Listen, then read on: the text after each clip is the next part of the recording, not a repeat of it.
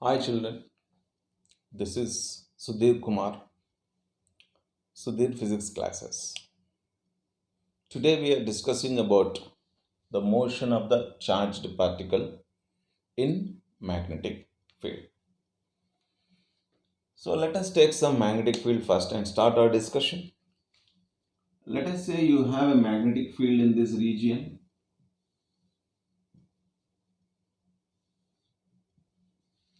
There is a magnetic field in this region. B bar magnetic field. Magnetic field is measured in Tesla, Weber per square meter in SI system. Magnetic field induction is represented by B bar. The lines of force, magnetic lines of force, represent the magnetic field. When the lines of force are uniform, parallel to each other, then you have a uniform magnetic field existing in that region. Let us talk about the charged particles now. What are charged particles? Because this is a motion of charged particles in magnetic field. Protons, electrons, alpha particles, deuterons, etc. are charged particles. Neutrons are not charged particles, they are neutral. You know that. So when these charged particles happen to enter the magnetic field, if they happen to enter the magnetic field, then the magnetic field will apply the force on the particles. Magnetic field will apply some force on the particles. They exert force on the charged particle. Let us consider one charged particle. Here is one charged particle whose mass is m, charge is q. And let us say it is traveling in this direction. So this is the direction. This is the velocity of the particle. So it has entered the field with velocity v. Now it has entered at an angle theta with the direction of the magnetic field. You know the direction of magnetic field is along positive x-axis. B bar. This will be the angle at which the particle is entering the magnetic field. I said that magnetic field will exert force on the particle now. So that force is given by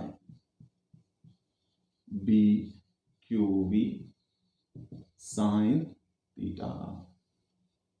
This is the force acting on the particle.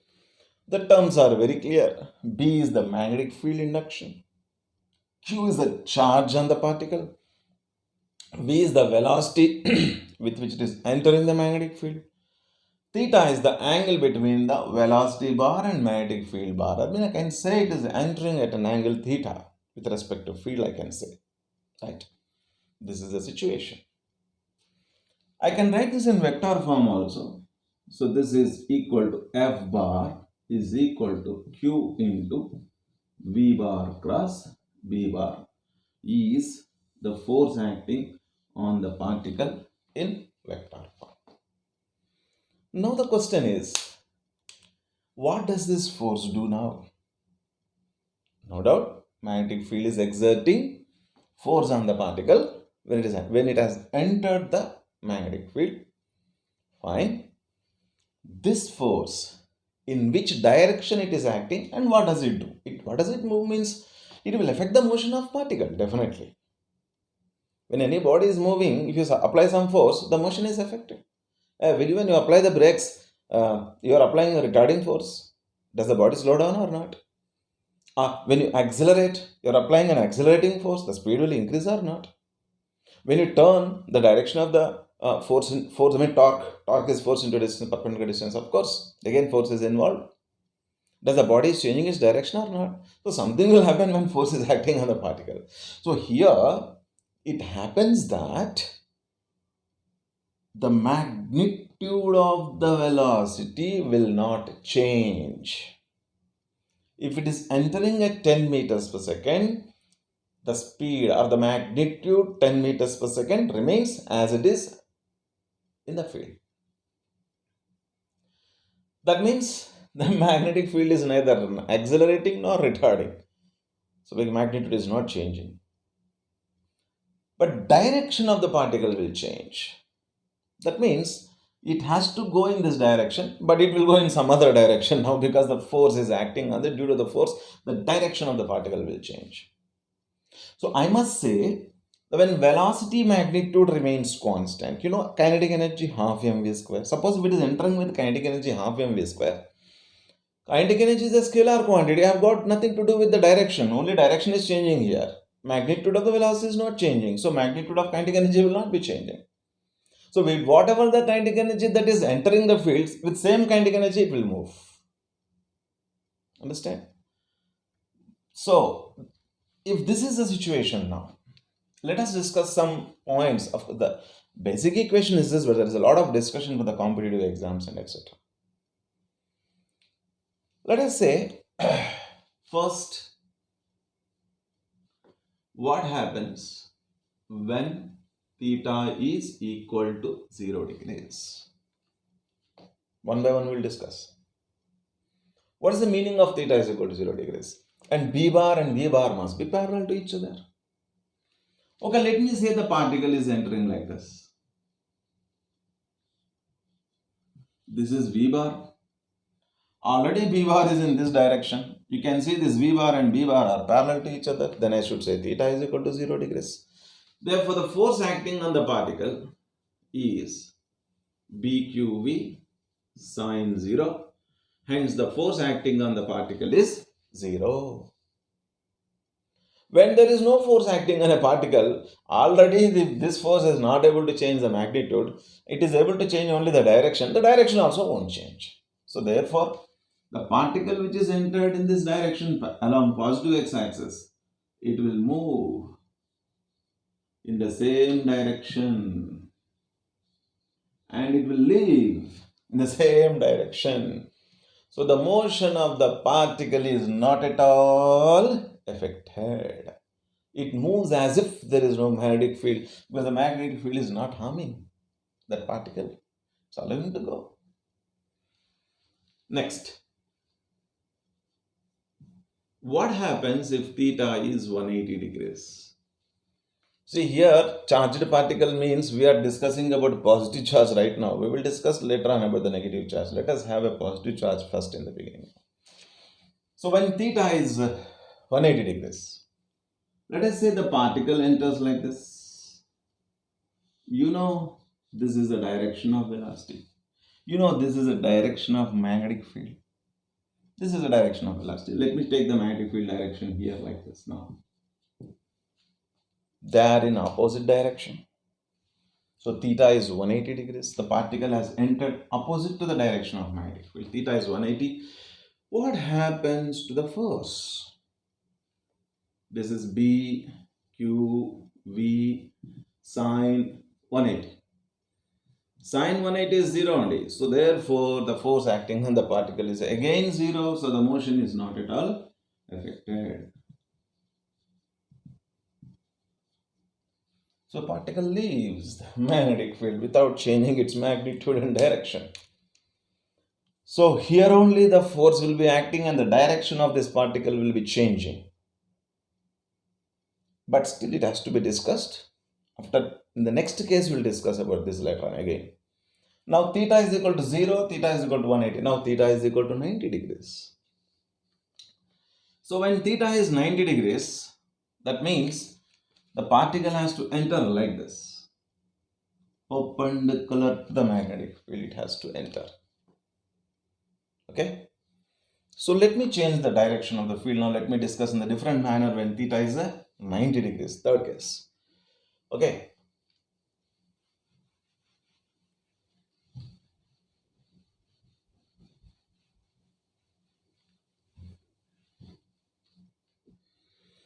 So now I will take a magnetic field into the board. I want to change. The magnetic field was now from left to right or along positive x-axis I have taken in the previous case. But now I will take magnetic field into the board. I will tell you why am I taking this magnetic field into the board. I will tell you.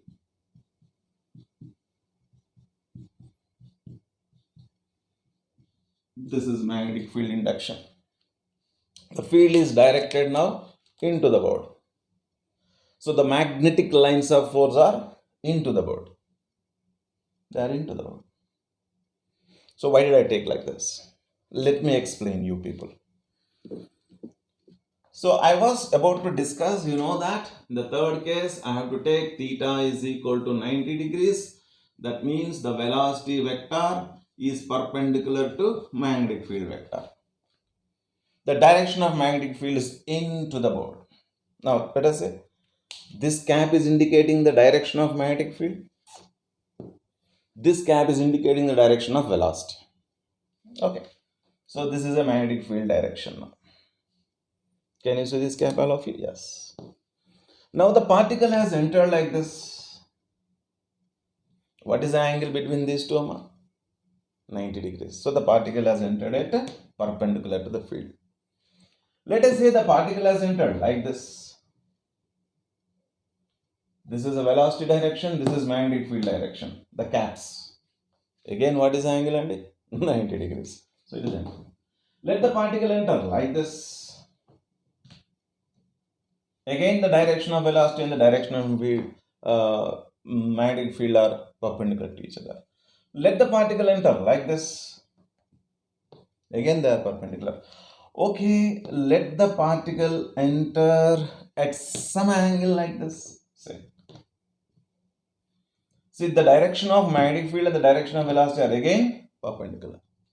So, whether the particle enter like this, whether it enter like this, or like this, or like this, or like this, or like this, theta is always 90 degrees. As far as the particle is entering in the plane of board, the magnetic field is into the board, theta is always 90 degrees. That is the advantage of taking the magnetic field into the board. That is why I have changed the direction of magnetic field. Let us say, now the particle is entering. Mass of the particle is m, charge on the particle is q. Let us say the particle has entered the magnetic field B bar. Okay? Okay. Now magnetic field will exert force on a particle. That force can change only the direction of particle and magnitude won't change. So I'll change the direction of velocity now because it has entered the magnetic field. Let us say the particle is moving like this. I will tell you why it moves like this. Don't worry.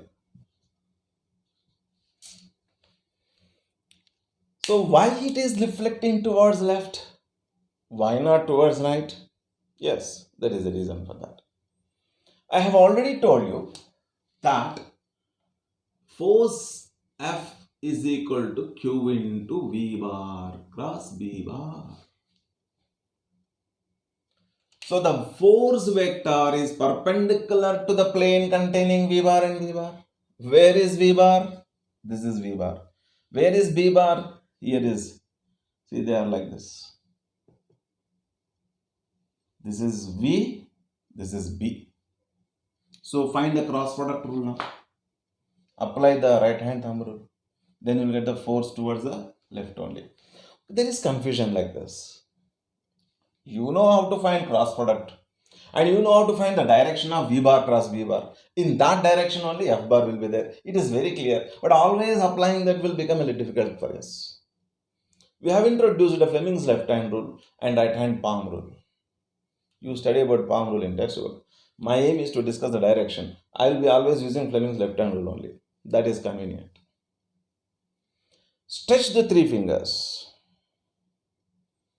This is called middle finger, this is called forefinger, this is called thumb. These three will be indicated in three directions. This. And for positively charged particle. Understand? This rule we are applying for positively charged particle. What about negatively charged particle? We'll discuss now after this. I will tell you. So, middle finger.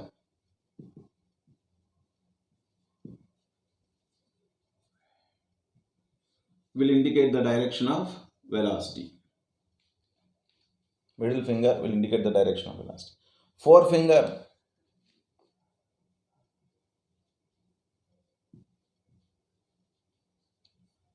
will indicate the direction of magnetic field.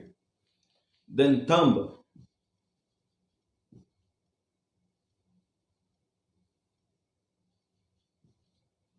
indicate the direction of force of left hand.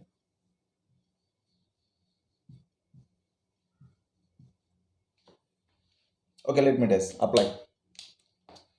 First, take these two. Don't take this first. Many children don't know how to apply this rule. They'll just buttify the rule, that's all. Don't try to find out first. First, find out these two only. Match these two fingers with them.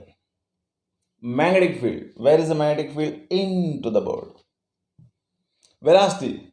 Upwards. I will rotate my hand like this. Yes. Forefinger is magnetic field. Middle finger is velocity of the positively charged particle. Did I match both? Yes. Now you stretch the thumb. Then you will get the direction of force in which it is acting. Yes. Now I'll stretch the thumb. Yes. So the force is acting towards left. Hence, the force acting on the particle will be towards left. That is why the particle is deflecting left. Let us about in other cases now what happens. The particle is moving in a circular path. Let us say the particle is here now. So direction of velocity will be like this. You know my velocity is always tangential to the circular motion. Let us say the particle is here now. This will be the direction of velocity. Let us say the particle is here now. Now this is the direction of velocity. Let us say the particle is here now. This is the direction of velocity. You can take anywhere like this. The velocity is always tangential to the circular motion. Now, velocity is changing. Velocity is along positive x-axis. This is a positive y-axis, negative x-axis, negative y-axis. Then force also will change because this rule we have to apply. Okay, now this is what you are applying. Due to this, it will deflect towards left. Let us check at some points now.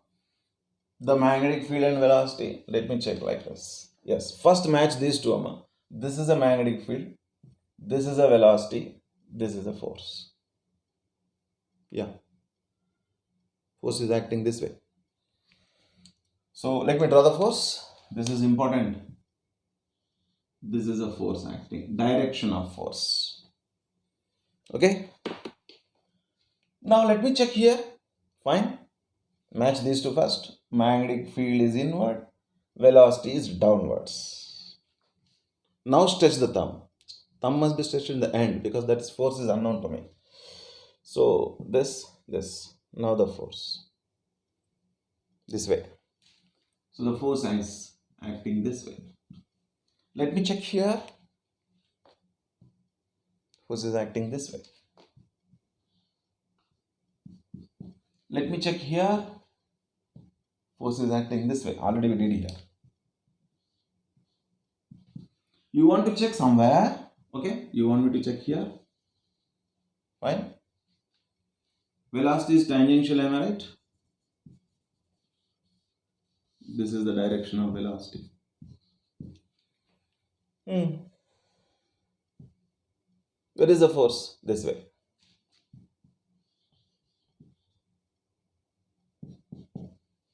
So what is happening? So force is this way, force is this way, force is this way. So I will say now like this, force is always acting towards the center. That is why the particle is deflecting like this. And it is moving in a circular motion. The magnetic field has trapped the particle. It has entered its kingdom, no? It trapped it. The particle is found to be revolving here only. It is not able to escape from the magnetic field. So when theta is 90 degrees, the force acting on a particle, BQ is sine 90. We'll come to that now. The force becomes maximum because sine theta sine 90 is maximum 1. Okay, that is the reason. And that will be force which causing a circular motion now. That will be equal to centripetal force now. So let me say the magnetic force exerted by the magnetic field is now BQV sine 90. This is maximum force. And this force is always acting towards the center. See, force is acting towards the center, but direction of the force is not constant. Here the force is towards positive x-axis. Here the force is towards negative x-axis. Here the force is along negative y-axis. Here the force is along positive y-axis. So direction of the force is changing, but always acting towards the center, because velocity direction is also changing. Here again I want to emphasize that magnitude of the velocity does not change. Only direction of the velocity goes on changes. So kinetic energy of a particle will remain constant in the magnetic field. So kinetic energy will not be changing. It remains constant because kinetic energy is a scalar quantity. So in this case, the change in kinetic energy will be 0. First one. So when, according to work energy theorem, change in kinetic energy is equal to work done. So work done is 0. So magnetic field has done 0 work in changing the direction of the particle, because magnitude of velocity is not changing, kinetic energy is not changing, kinetic energy remains constant. If it is entering with 100 joules, everywhere it will maintain 100 joules only. It will not become 150 joules. So therefore change in kinetic energy is 0. So work done is also. Who is doing work? Magnetic field is doing work on a charged particle in order to trap it. So work done will be 0. Understand? By the work done by the magnetic field by the on the charged particle is 0. Okay, next. The question arises now, what is the radius of the particle with which it is revolving? What is the time period? Capital T, time taken to complete one revolution. What is the frequency? That is number of revolutions per second. What is the angular velocity of the particle? All these questions will arise now. Whenever you have something here in physics, that small equation leads to so many questions to answer. So to answer that, first of all, the force acting by the magnetic field, force exerted by the magnetic field on the charged particle is always acting towards the center, and that is equal to magnitude of this now. And this force will be like centripetal force. Therefore, force acting due to the magnetic field will act as a centripetal force now. Therefore, this magnetic field force now, I will substitute as a centripetal force now. So this is equal to centripetal force, which will be BQV will be acting like centripetal force now. And centripetal force formula is mv square by r is equal to BQV, and hence this is a condition under which the particle is moving in a circular motion when it has entered perpendicular to the magnetic field. Centripetal force is equal to the magnetic field force, or else the centripetal force is provided in the form of magnetic force, and hence we can equate these two. Now from this expression only we will calculate now the radius, angular velocity, time period and frequency of this charged particle and so on. Let us see that.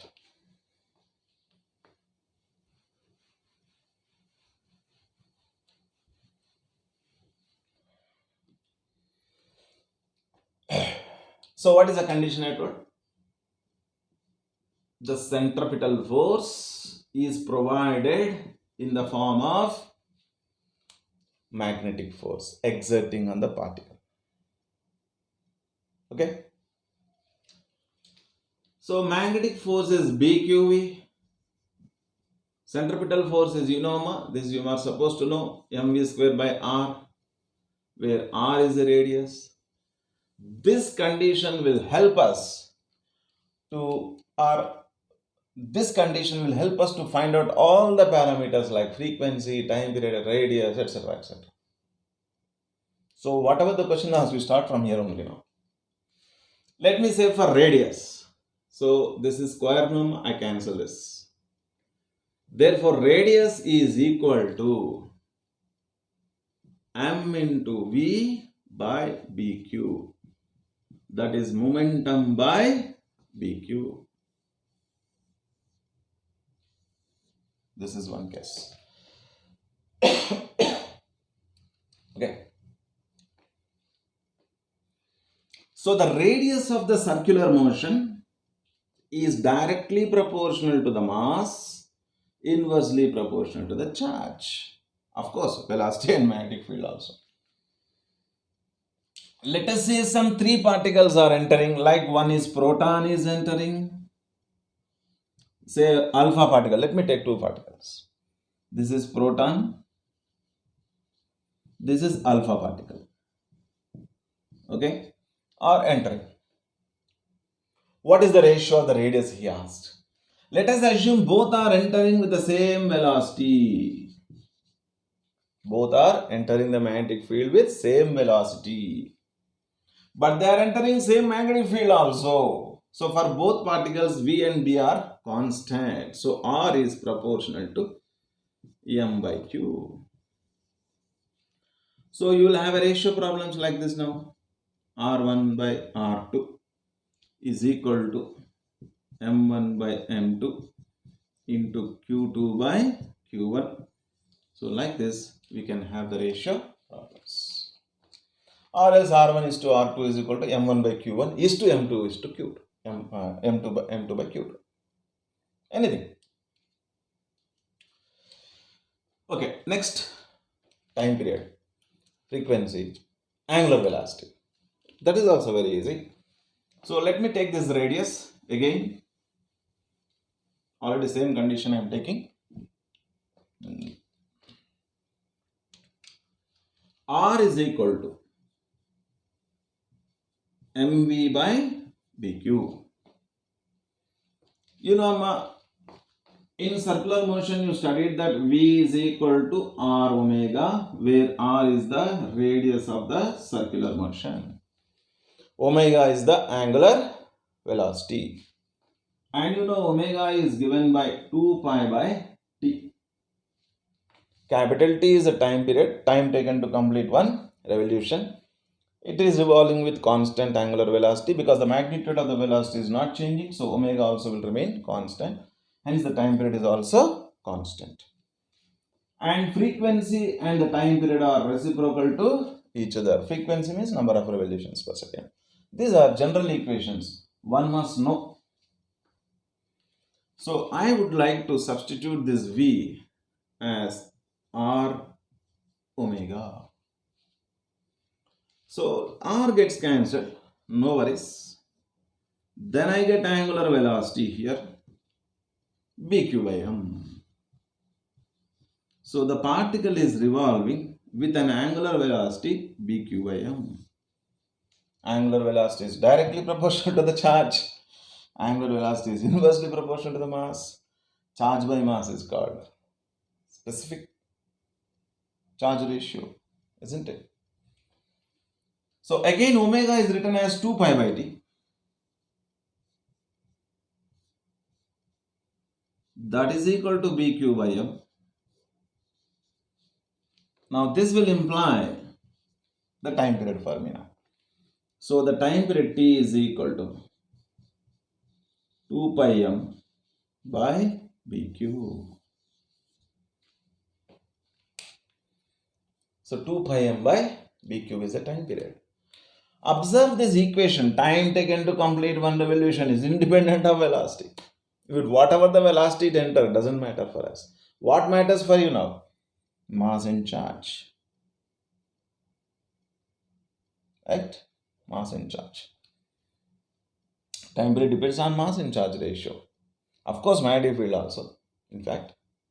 But when you compare two particles are entering, no, magnetic field will be constant for both of the particles. That is why I am telling T is proportional to M by Q here. It is independent of velocity. Now, if we come to the time period, fine. Time period and frequency are reciprocal to each other now. I want to find out frequency now. So the frequency n is reciprocal of the time period. So reciprocate this now, bq by 2 pi m.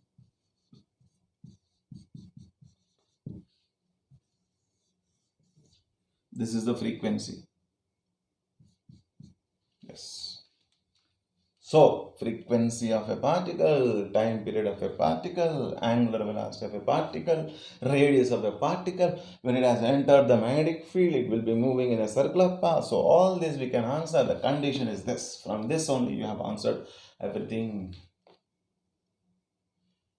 So this is one type of problems. You have canasta T1 is to T2 is to T3 etc. is equal to M1 by Q1 is to M2 by Q2 is to M3 by Q3 etc. So like this particles are entering, then we will be discussing. Okay. Next. This expression, this radius, there are some more points to discuss for the sake of competitive exams like NEET, mains and advance. Okay. Let us see that.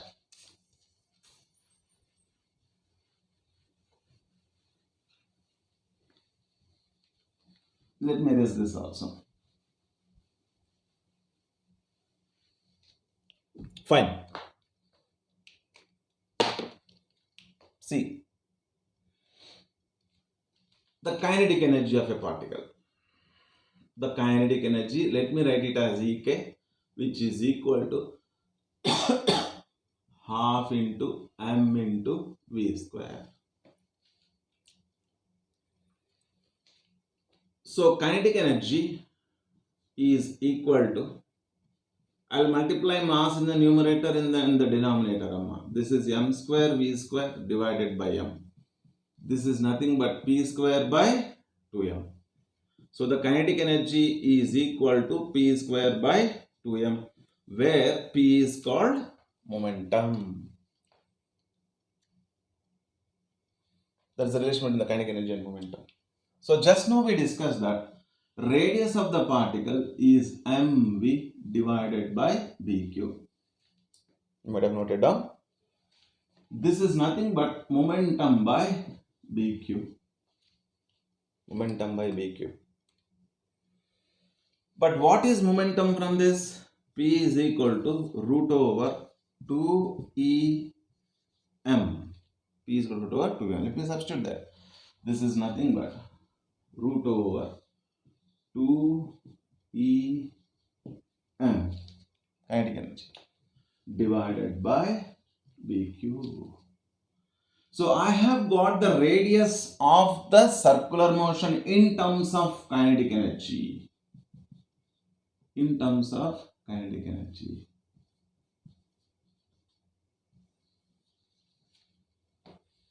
Suppose if any particle is entering with so and so kinetic energy, you will not give velocity, you gave kinetic energy now.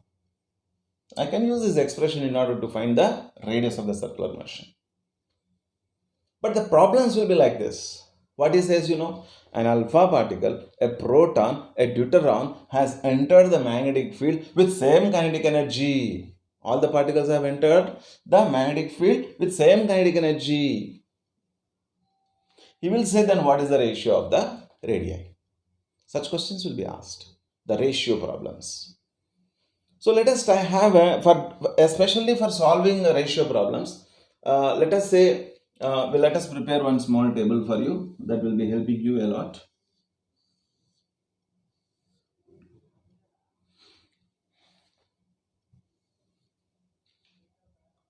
I will take proton and I will take alpha particle.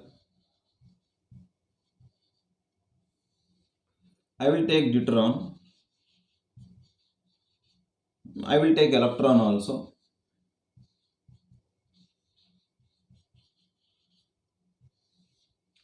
Okay. Now, mass, charge. If proton mass is m, let me write mass. Let me write charge. So if proton mass is m, actually proton mass is now It is different if you express in kgs, isn't it? But let me assume it as m. For ratio problems, I am telling. Okay. So an alpha particle mass will be 4m, deuteron mass will be 2m, and electron mass will be m by 1836. If proton charge is q, alpha particle charge will be 2q. No, alpha particle is He plus plus only.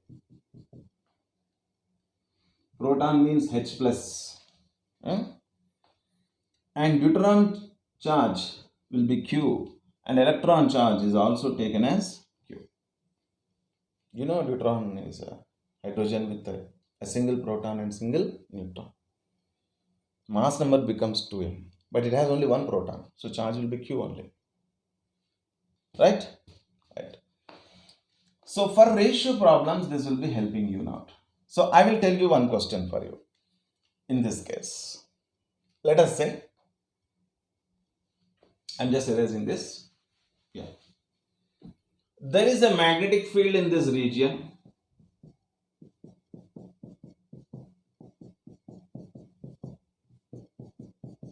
Like this. A charged particle has entered. 3 charged particles are entering: proton, alpha particle, deuteron. 3 are entering.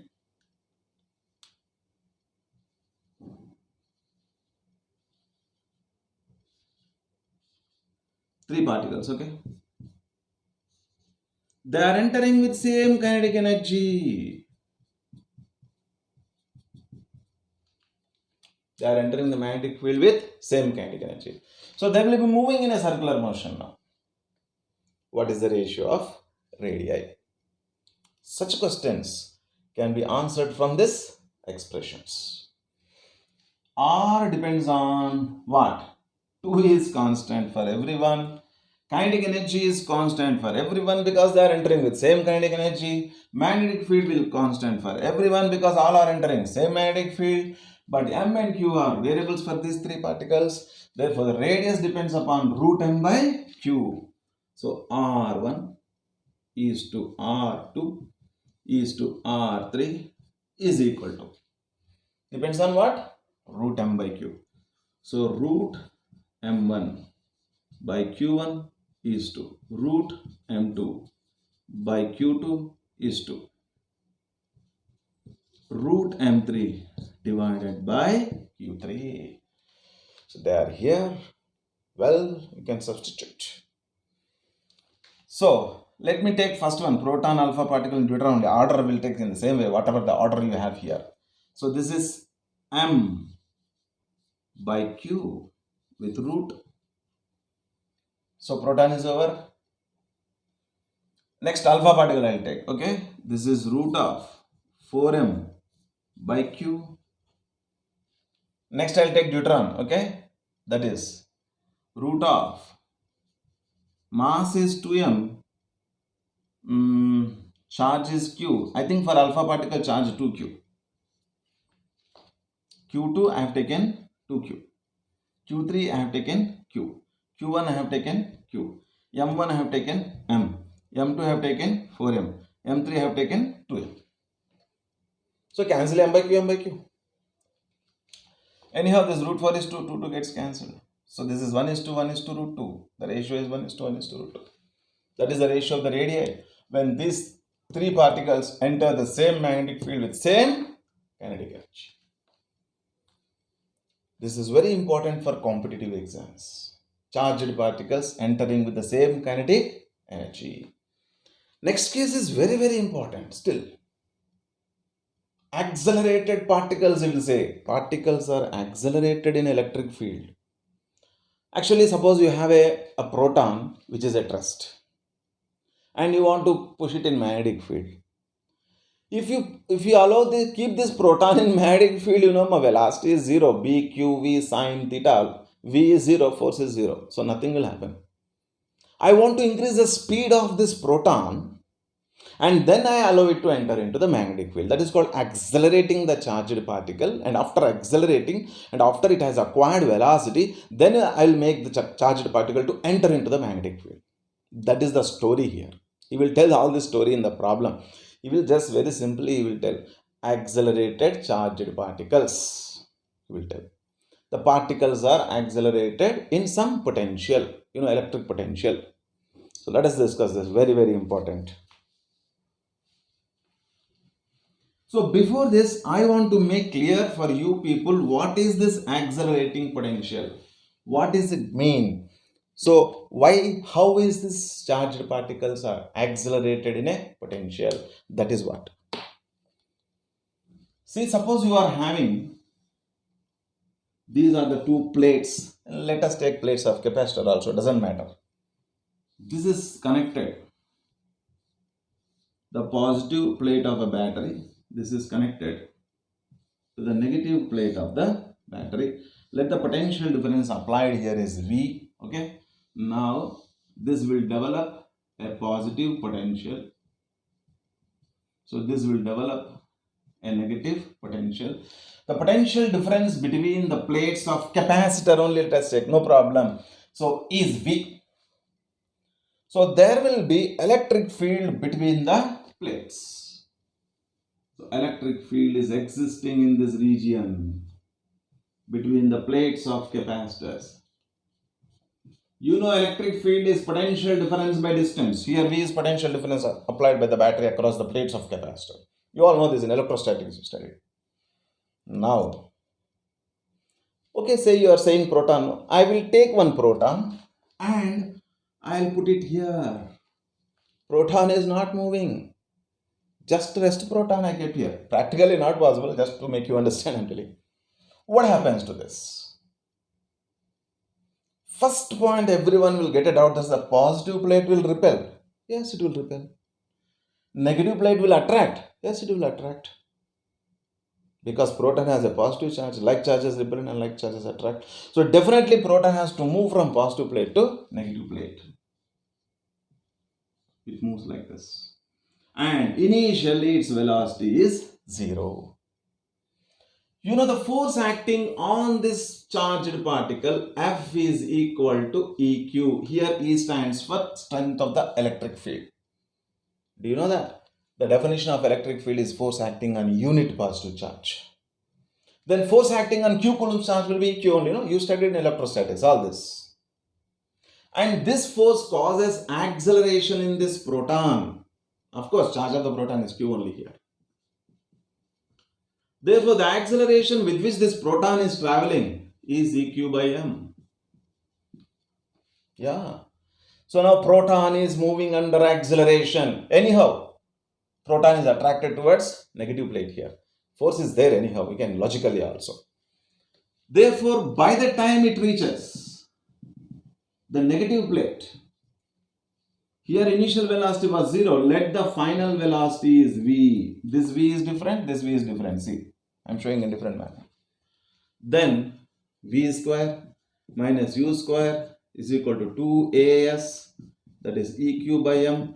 S means D. Let the distance between the plates is D.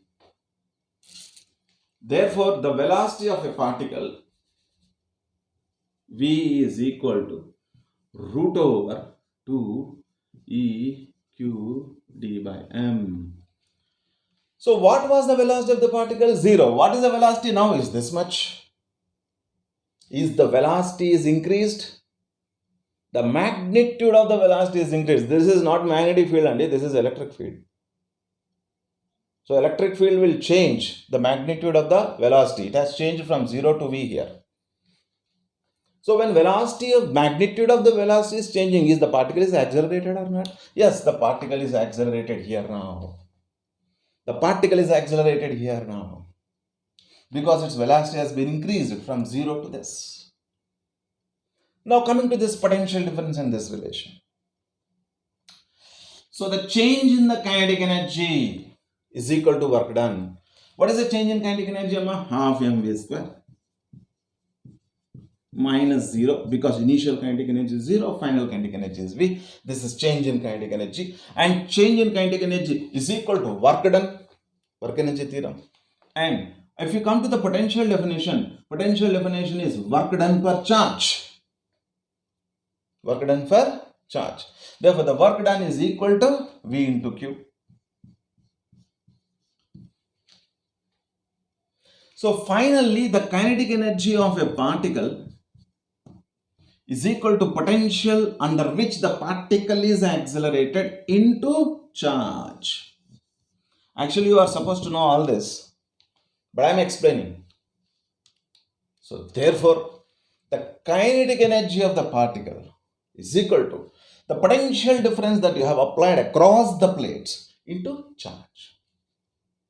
So this is important for me. I have to substitute.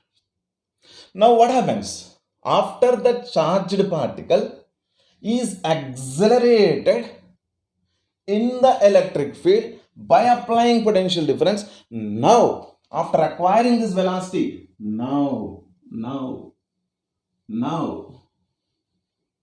I'll make this particle to enter the magnetic field. This is a magnetic field. Now the particle enters with velocity v. Now our story will come back again. So particle is accelerated under the electric field by applying accelerating potential v. After acquiring velocity v, it has entered the magnetic field now. So now our story will start. Of course, it will move in a circular motion, but the velocity is this. Or if you given a kinetic energy, it will be this, potential into charge. Like that he will tell in the problem. So all the story he will not tell in the problem, he will tell only simple story. A particle is accelerated under the potential V, electric potential, and then it is allowed to enter into the magnetic field. Only one line he will tell. You have to understand all this and you should know this equation. See, under this condition, how to do? Let us say.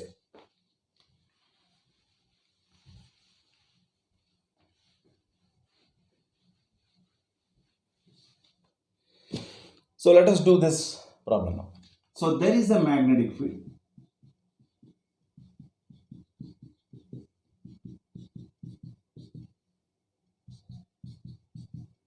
Yes. There are three particles.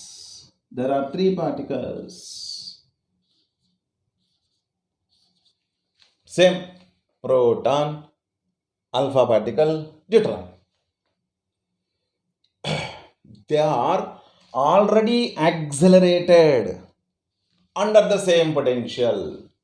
So they are accelerated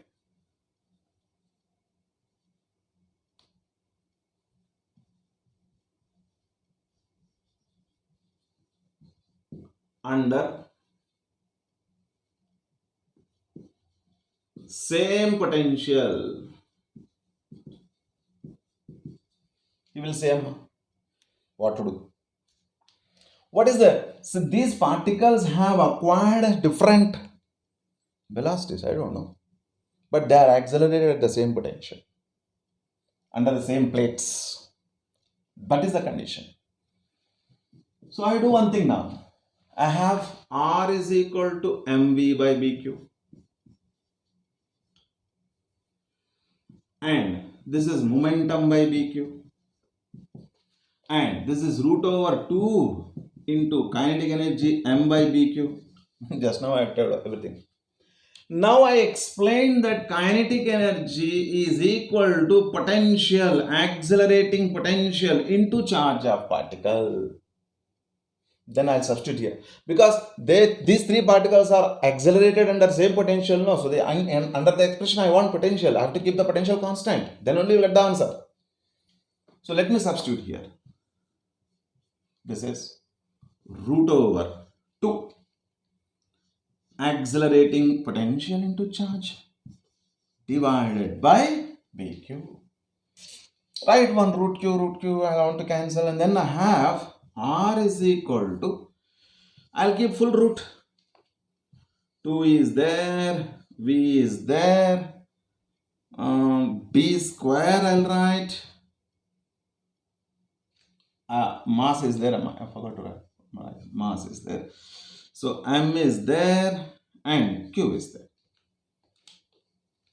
In the place of kinetic energy, I have written potential into charge. Mass as it is, BQ as it is. Next, root Q will go root Q times. So everything I'll put under root. This is 2, accelerating potential V, mass M, and this B I write it as B square, under root B square again becomes B to this. What is the ratio of radii? R is proportional. All these 3 particles have entered same magnetic field. So B is constant, 2 is constant. They are accelerated under same potential. So V is constant. So I brought V into the picture. That is the reason. So radius depends on root of M by Q. So R proportional to root M by root Q. What is the ratio of the radii now? Root M1 by root Q1 is to root M2 by root Q2 is to root M3 by root Q3. And that ratio values already I gave table. Then you will get the answer. With what ratio they revolve. This is one important discussion for the competitive exams. So one more point is there to discuss under this. Lot of discussion. There is only one point BQ is equal to mv square by r. So much of discussion is there. That is physics. I said about negative charge, right? Let us discuss that. Suppose there is a magnetic field in this region.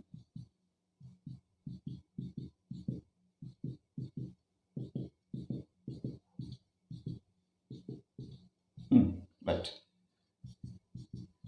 You know, this is a magnetic field in this region, B bar. 2 particles are entering. One is negative charge, one is positive charge. What happens now? Right? So when this particle is entering here, and this particle will enter here, in which direction they deflect? Definitely, logically, they have to deflect in opposite direction, but you have to explain it. So, in whichever the direction the force acts, in that direction they will deflect. So, Fleming's left-hand rule. Magnetic field is inward. Velocity is upward. Where is the force? Towards the left. Towards the left. Therefore, the particle has to revolve like this. Revolve like this. If this is a negative charge, again Fleming's left-hand rule, again magnetic field, again velocity, again force is towards left. I told this is applicable for positive charge. Then for negative charge, you have to reverse the direction of force. See, here this was the direction of force. Am I right? Now direction of force will be this way. No rule. Reverse the force, that's all. Apply the rule first. This is for positive charge. This is for negative charge. That's it. So this particle will deflect like this. So oppositely charged particle deflect in opposite direction. Okay. Next. So the radius is mv by bq. This is the radius. Okay. There is one word called deflection, Amma. Deflection means reciprocal of the radius. Amma. Reciprocal of the radius means it is bq divided by mv. Reciprocal of the radius. So this deflection is proportional to charge by mass. Let us say they are entering with the same same velocity. So then V is constant. They are entering same magnetic field. So B is constant. So the deflection is directly proportional to charge by mass. Yeah, specific charge. Suppose if it happens one is proton and one is electron. Right? So what happens for proton and electron? Magnitude of charge is same because the charges are in opposite signs and they'll move in opposite direction, no doubt. But the reflection is inversely proportional to mass. Smaller the mass, greater the deflection. So electron has deflected more here than proton. What is the meaning of deflection? Means more bending. Smaller, see, if you are turning to the smaller radius, then you are deflected more. So smaller the radius, greater is the deflection. So electron deflects more than that of the proton. So this is some part about the motion of the charged particle in magnetic field. This is only a part 1. Still part 2 is there. We will be discussing that part 2 also. All these points and part 2 also very important for the competitive exam.